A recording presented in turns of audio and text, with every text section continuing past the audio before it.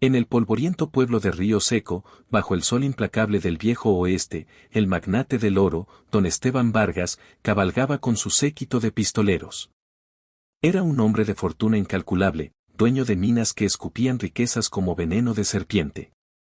Pero su corazón era más árido que el desierto, desconfiaba de todos, especialmente de las mujeres, después de que su difunta esposa lo traicionara con un vaquero errante.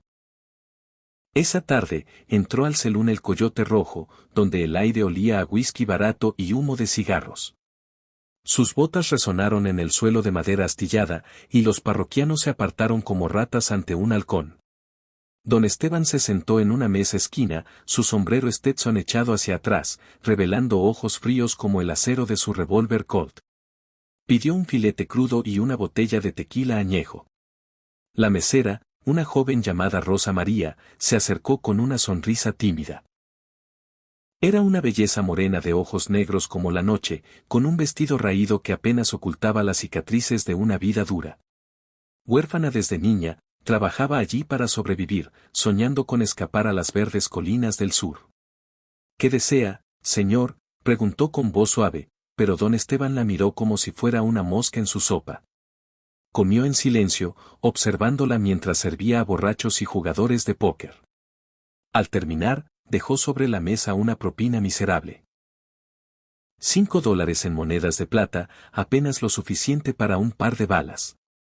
Era una prueba, una trampa cruel que usaba para medir el alma de la gente. Si se quejaba o mostraba codicia, la descartaría como a las demás. Pero Rosa María recogió las monedas sin parpadear, y murmuró algo que lo dejó helado: «Gracias, señor. Con esto compraré la bala que matará al hombre que arruinó mi vida». Don Esteban levantó la vista, su mano instintivamente yendo al revólver. ¿Era una amenaza? ¿O un delirio? La miró fijamente, y ella sostuvo su mirada, con un fuego en los ojos que lo intrigó más que el oro de sus minas. Esa noche, en su mansión fortificada en las afueras del pueblo, don Esteban no pudo dormir. Las palabras de la mesera resonaban en su mente como un eco en un cañón. ¿Quién era ese hombre que arruinó su vida? Mandó a su capataz, el fiel pero brutal Sancho, a investigar. Averigua todo sobre esa Rosa María. Y si es peligrosa, elimínala antes del amanecer. Sancho partió al galope, y don Esteban se sirvió un trago, sintiendo un escalofrío que no provenía del viento del desierto. Al día siguiente, Sancho regresó con noticias que sacudieron al magnate como un terremoto. Rosa María no era una simple mesera, era hija ilegítima de un minero que don Esteban había mandado matar años atrás, durante una disputa por una veta de oro. El padre, un pobre diablo llamado Juan Pérez, había descubierto la mina principal de Vargas, pero éste lo acusó falsamente de robo y lo colgó en la plaza pública. La madre de Rosa, destrozada, se suicidó poco después, dejando a la niña a merced de tíos abusivos. Rosa había crecido jurando venganza, trabajando en el Selún para acercarse a los poderosos, esperando el momento perfecto. Don Esteban sintió un nudo en el estómago. ¿Cómo no la reconoció? Pero la niña que recordaba era una sombra flaca, ahora era una mujer de curvas letales y determinación feroz. Decidió confrontarla. Cabalgó de vuelta al Selún al atardecer, cuando el sol pintaba el cielo de sangre. Entró como un torbellino, apartando a los clientes con su presencia imponente. «Rosa María, ven aquí», ordenó. Ella se acercó, limpiándose las manos en el delantal, su expresión impasible. «Dime la verdad. ¿Por qué dijiste eso ayer? ¿Planeas matarme?» Ella lo miró con desprecio velado. «No lo planeo, señor. Lo haré. Esos $5 son el principio del fin para usted. Compraré la bala, afilaré el cuchillo, y un día, cuando menos lo espere, pagará por lo que le hizo a mi familia». Don Esteban rió, pero era una risa nerviosa. Nadie le había hablado así en décadas. Sacó su billetera de cuero, repleta de billetes, y la tiró a sus pies. «Toma, 100 veces más. Olvídate de la venganza». Pero Rosa escupió al suelo. «No quiero su dinero sucio. Quiero justicia. Y la tendré, aunque me cueste la vida». Esa respuesta lo desarmó. En lugar de codicia, vio integridad. En lugar de miedo, vio coraje. Don Esteban, el hombre que había construido un imperio sobre cadáveres, sintió por primera vez en años algo parecido al remordimiento. Salió del celún tambaleante, como si hubiera recibido un balazo en el pecho. Esa noche, convocó a su abogado, un tipo enclenque llamado Ramírez, que llegó con pluma y tinta bajo la luz de las velas. «Cambia mi testamento», ordenó. «Todo mi imperio, las minas, las tierras, el ganado, déjaselo a Rosa María Pérez». Ramírez palideció. «¿Está loco, patrón? ¿A una mesera? Sus sobrinos lo matarán por esto». Don Esteban sonrió con amargura. «Que lo intenten. Ella es la única que me ha dicho la verdad en mi vida miserable».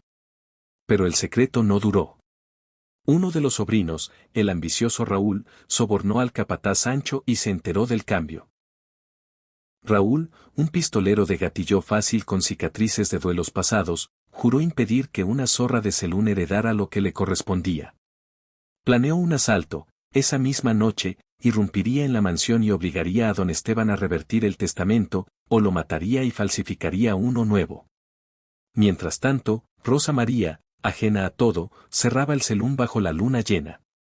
Sintió ojos observándola desde las sombras. Un vaquero desconocido se acercó, con sombrero bajo y revólver al cinto. «Señorita, don Esteban quiere verla en su rancho.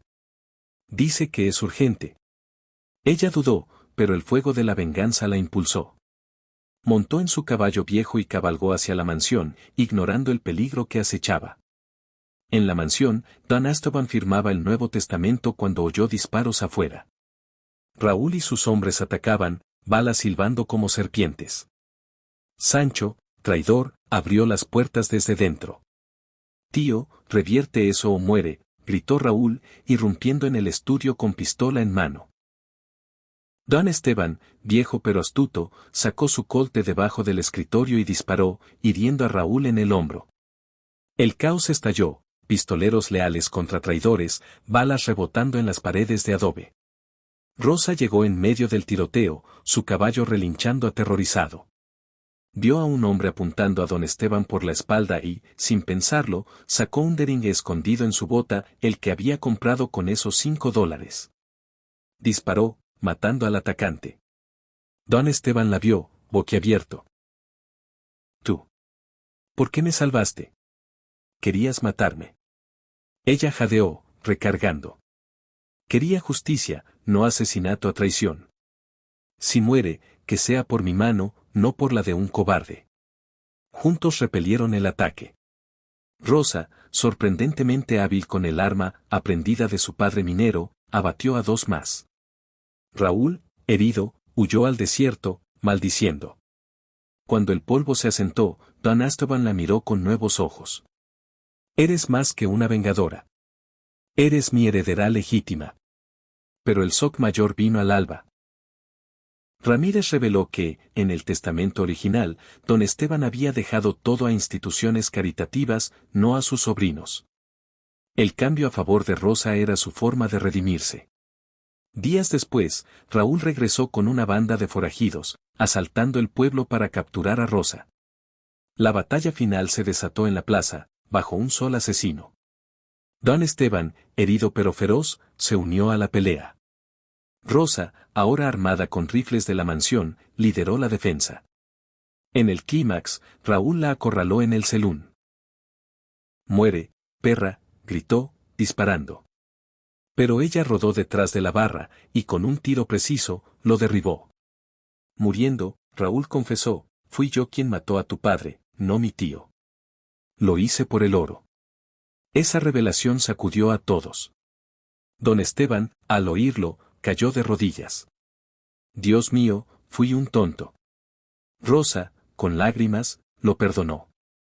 La venganza termina aquí. Pero el twist final llegó cuando, en su lecho de muerte semanas después, herido fatalmente en la batalla, don Esteban susurró: «No eras solo hija de Juan. Eres mi hija. Tu madre y yo, antes de mi esposa». Rosa se quedó petrificada. El testamento la hacía rica, pero el secreto la hacía familia. El pueblo de Río Seco cambió para siempre. Rosa, ahora dueña del imperio, usó la fortuna para justicia verdadera, minas justas, ayuda a huérfanos. Pero en las noches, recordaba esos $5, la propina que reescribió no solo un testamento, sino destinos enteros. El viejo oeste, cruel y salvaje, había visto nacer una leyenda de redención y venganza entrelazada.